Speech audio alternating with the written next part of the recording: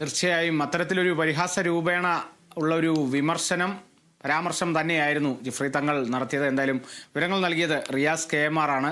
മറ്റു വാർത്തകളിലേക്ക് കൂടി പോകുമ്പോൾ കൊടകര കുഴൽപ്പണ കേസിൽ പുനരന്വേഷണത്തിന്റെ ഭാഗമായി BJP മുൻ ഓഫീസ് സെക്രട്ടറി തിരൂർ സതീഷിന്റെ രഹസ്യമൊഴി ഇന്ന് രേഖപ്പെടുത്തും. വൈകുന്നേരം 4-നാണ് Kunnamkulam judicial first class magistrate കോടതിയിൽ മൊഴി രേഖപ്പെടുത്തുക. ഉപതെരഞ്ഞെടുപ്പ് വേളയിൽ സതീശൻ നടത്തിയ വെളിപ്പെടുത്തലുകളെ തുടർന്നാണ് സംസ്ഥാന സർക്കാർ കൊടകര കുഴൽപ്പണ കേസിൽ പുനരന്വേഷണം പ്രഖ്യാപിച്ചത്.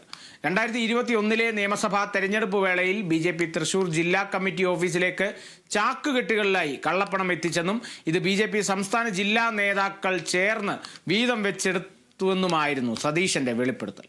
കേരള പോലീസ് അന്വേഷണം നടത്തി ആദ്യഘട്ട കുറ്റപത്രം സമർപ്പിച്ച കേസിൽ ഈ വർഷമാണ് സംസ്ഥാന സർക്കാർ തുടരന്വേഷണം പ്രഖ്യാപിച്ചത്.